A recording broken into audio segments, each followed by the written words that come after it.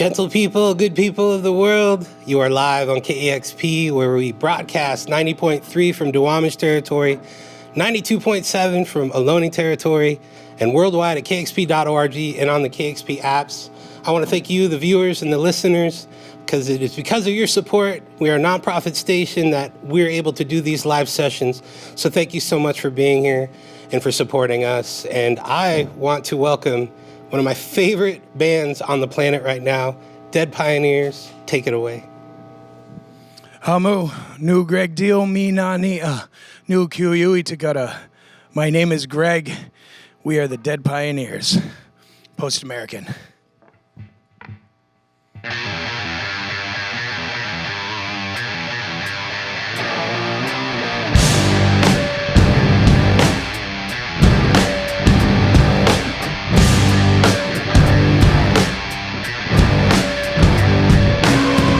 Celebrate white independence, great. All the white folks get a clean slate. Freedom sold is the newest elixir. American white, not an ethnic mixer. A country built on genocide. Wrestle with the facts, don't run and hide. Set a tone for us countrywide. Blind nationalism, American pride. Fuck you and your little patriot circle. Fuck your capitalist infomercial. Your multi-level marketing at best. Imperialist cult, hand on your breast. Taxes pay for war while we succumb, just to make middle-class slums criminalize being broke. Yeah, we chalk it up to being woke. America is so star-spangled awesome. A nice place where the empire blossoms. Killing natives, built on slave labor too. When you bleed red, white, blue.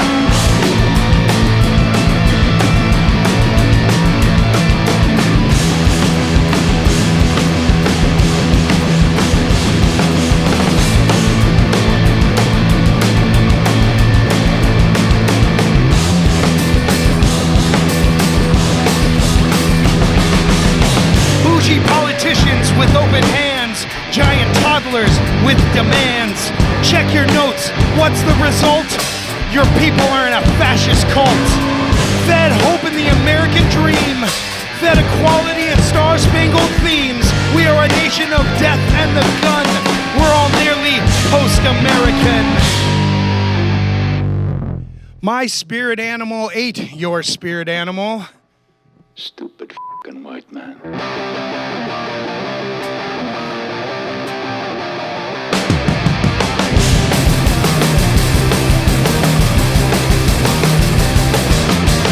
Spirit animal, you sound obscene. Spirit cannibal, remain unseen.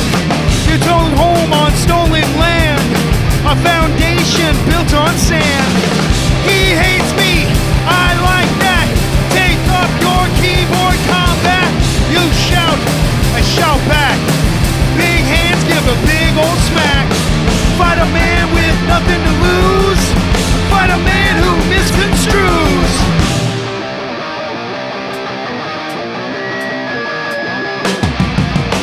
History known, history unknown. Robbing us like we're Lily Gladstone. Christian heathens, Christian demons. Take some more. We are at war. Consumption City, we die in committees. Apologize before you say please. Pride cut you at the knees. Fight a man with nothing to lose. Fight a man who misconstrues. Woo! Hey, you know who you are. You culture vulture, fake-ass Indians trying to benefit off our culture with ceremonies or burning sage, benevolent to cultural appropriation, honor by stealing. That's some new age settler colonial thievery. Get your own culture. Spirit animal, you're not that slick. Spirit cannibal, you settler brick. A stolen home on stolen land. A foundation built on sand.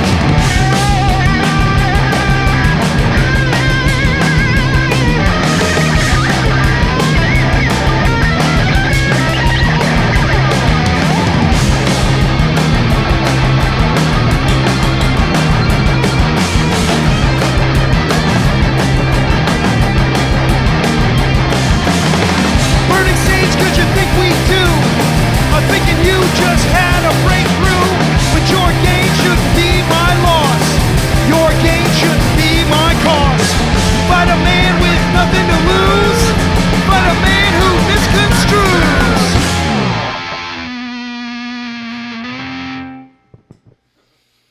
On this day of dead presidents, we celebrate the mediocrity of Western perspective. I don't think of George or Andrew or Abraham. I think of my forebears who stayed alive, giving birth to relatives that would carry voice and skin and ideas, love, compassion, and life. I am their greatest hope in dreams never realized. I am manifest. We were punk first.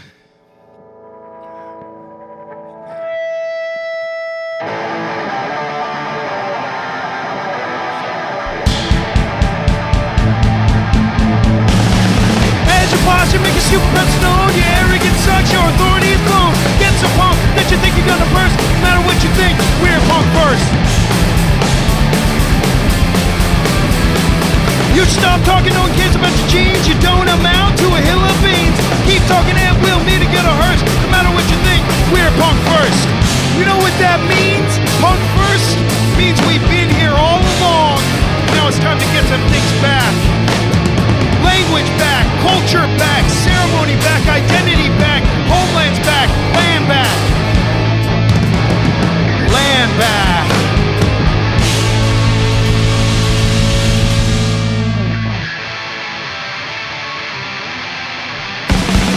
It's fine music's been here all along. Humming the music, you're ruining the song. Doesn't matter how often I curse. At the end of the day, we're punk first.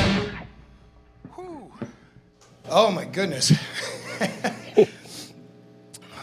Dead pioneers.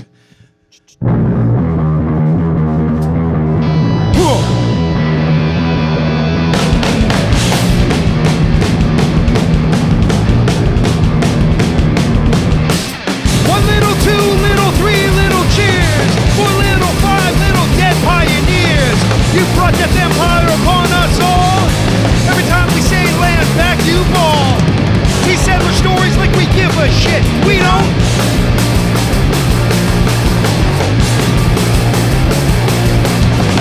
A dead pioneer would save us some grief. We brown folks just need some relief from your silly white little tears. I'm good with some dead pioneers. He settler stories like we give a shit. We don't. We don't. Now don't get all sensitive out there. The pioneers are already dead. They're your white myth. 1 little, 2 little, 3 little cheers. 4 little, 5 little dead pioneers. If we get land back, you can stay. We'll be your landlords, you have to pay. He said the stories like we give a shit. We don't. We don't. We don't. We don't.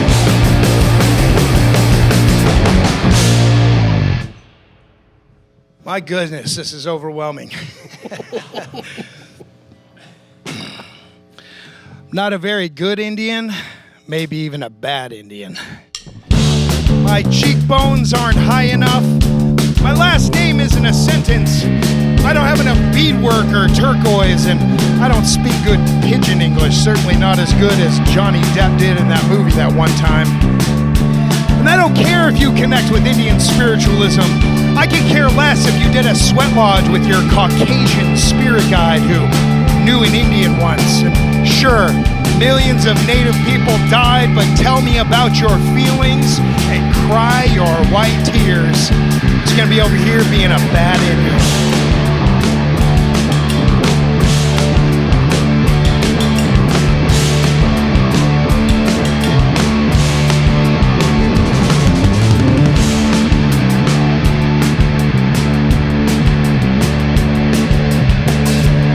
Once asked me my Indian name, and I said, "It's Gregg." And she was so disappointed. She was like, "No, it has to be Red River or 2 Rivers or Red Eagle or gray skull, I said. Yes. Wait, is that for real? No, I said, without her realizing my brief but generationally relevant He-Man joke, the kind of joke that would tell her that while Indian, I'm also having an American experience too. I finally said to her, how about walking eagle? And she said, yes, but is that true? I said, yeah, it's totally true. I never had the heart to tell her that the only time an eagle walks is when it's too full of shit to fly, 'cause I'm a bad Indian.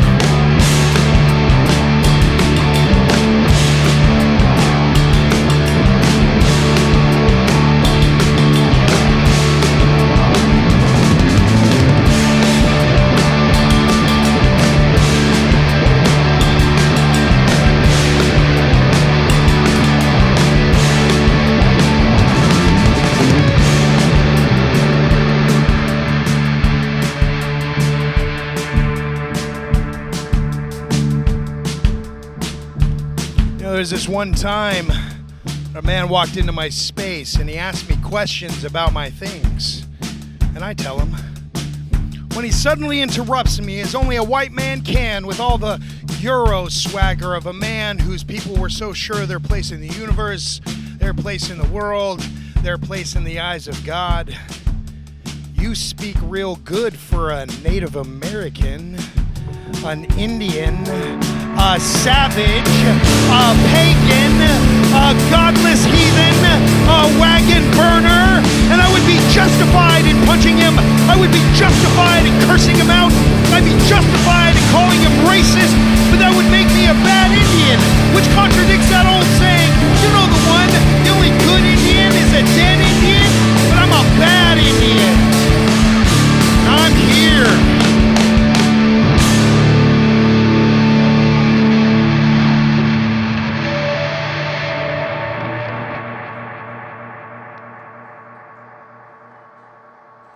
It's Gregg, Joshua, Abe, Lee, Shane, Dead Pioneers. My Lord, I had to restrain myself from knocking everything down in this room. Thank you for that. That was incredible. Welcome to KEXP. This has been a dream, and we've been chatting and texting. I'm just so beside myself that this is happening right now. We're practically best friends, Kevin. I know. We text. And Hey, I'm knocking everything over for you. Oh, yeah. That's great. But thank you so much. That last song, Bad Indian, it was kind of our introduction to the band. I think the world's introduction to the band. We play the 6-minute version on air, by the way. Do you? Oh, that's rad. I love the 6-minute version, but it's, am I right? So, Gregg, you were doing performance art, multidisciplinary art, painting. Yeah. And am I right in that this band and that song kind of came about because of an arts grant? And it was... Kind of. Yeah, I had a performance piece. It was called the Punk Pan-Indian Romantic Comedy. Yeah. And it was a spoken word, like an hour sort of one-man show, a series of vignettes about how I grew up, why music was important, my relationship with my father, losing my best friend when I was like 17. And it had segues of music between each little vignette. Mm-hmm. And I had gotten a grant to sort of expand it and make original music. I was working with a group in Fort Collins called the Music District, and they hooked me up with Josh and with Shane. And the pandemic hit, like, pretty much all at the same time. So we were trying to work remotely and having a difficult time figuring out how to put it together. We eventually were able, in 2021, I had a residency in Florida at a place called the Atlantic Center for the Arts. They have this big campus and, like, a lot of different disciplines and things. So there's, like, a music studio and a sculpture studio and just everything. And I met Lee there, who was there also on a residency, and also, like, you know, he's like the lead guitarist for Algiers, like another kick-ass band. Yeah.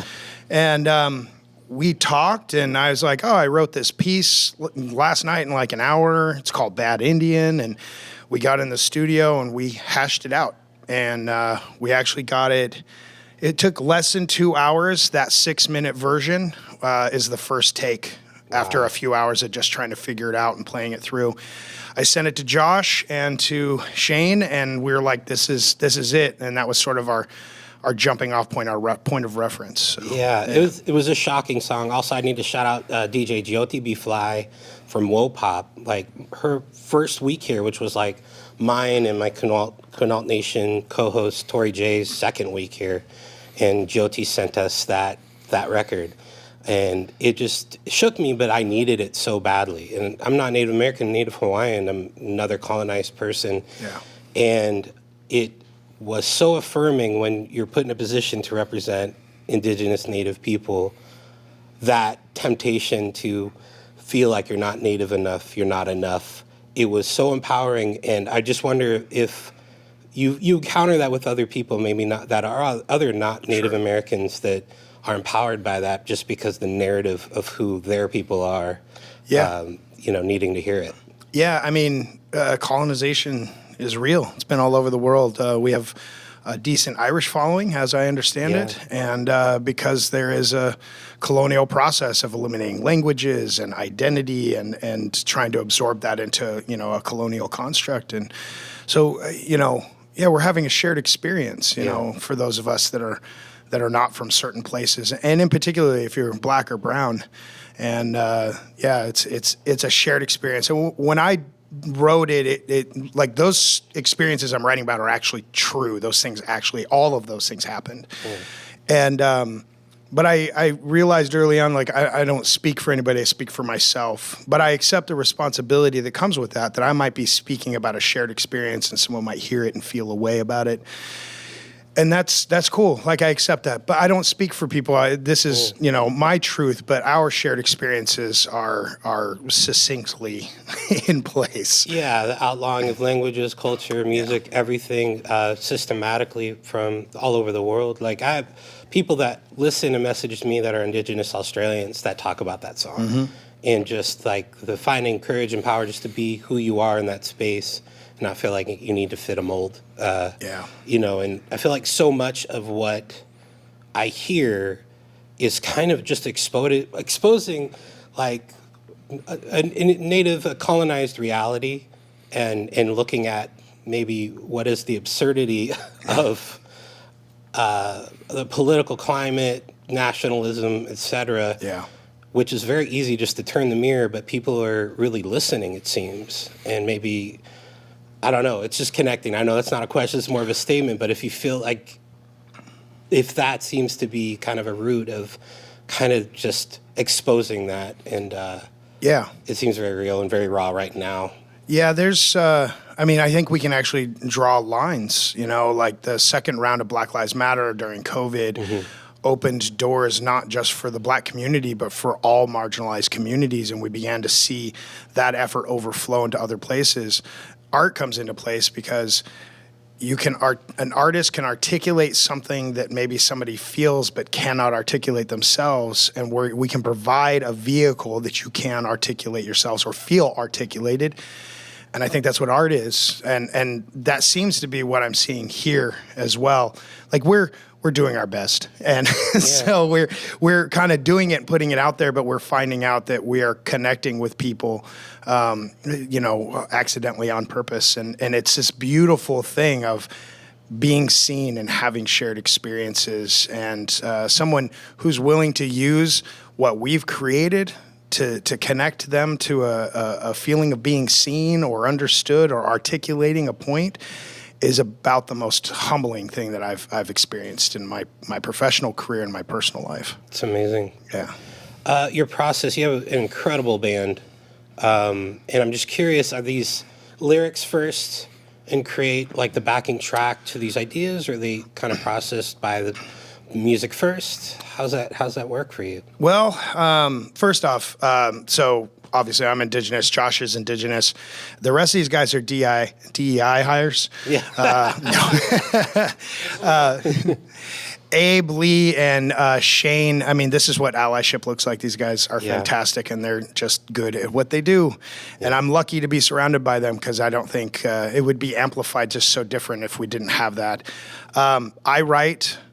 They write, we gather a bunch of information. We get in a room together and flush stuff out quickly. And oddly, I don't know how I convince these guys this, but I treat the writing process like I treat my art. Mm-hmm. We get in, we work it, it's good enough, walk away, go on to the next thing. The result is that first record was written in a day and recorded in 2. The next record, coming out April 11th, was written in 2.5 and recorded in 4. And so we're giving time restraints. It sounds like we're controlled. We're not. We're broke, and so we're running on a budget. But there's something punk rock about it. But there's also something about like finding the truest thing and then not messing with it and just letting it be what it is, and that feels like also a true thing because you're just letting the first thing continue forward in a good way. It gives you the chance to just be intentional. Yeah. And just say that's it. Yeah. It was funny. I'm curious. I do listen to the record and the new record, which is Unflinching.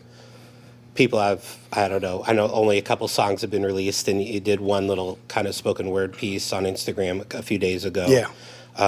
Just to speak to the moment, which was very powerful. But the new record, when's it come out? Can you talk about it? Yeah, April 11th. Worldwide. I guess I can say worldwide. Yeah. We've got some German releases, some UK releases. We got general release and a US release, so we have different vinyl for each of those, which we're really stoked about because I think we're all pretty much vinyl heads in here as well. We, on sort of the heels of that, we're doing 4 dates with Pearl Jam, and then we're going to Europe in May to open for Pennywise and Propagandhi and Comeback Kid and rolling with another support band, the Iron Roses, which are fantastic. Yeah. Like a trans, queer band. They're amazing. That's so cool. Yeah. So we're in the throes of it. It feels like things are escalating. They definitely are. I mean, just to think that there was a 6-minute song on Bandcamp maybe like a year and a half ago. Yeah. And then it was just something, and then suddenly the album was out, and I've heard the new record. It's a growing thing. Mahalo nui loa to all of you for being here. Thank you for coming here and gracing us with this. We need you. The world needs your voices. Thank you all so much for doing what you do. And to you, the listeners, thank you so much for supporting. Subscribe to the channel, and remember that having sessions like this on just another Monday, is made possible by you, the listeners, and your support of this station. So subscribe, and shout out to all you future people watching this on YouTube. Thank you so much. This has been Dead Pioneers. Discover new music at listener-powered KEXP.org.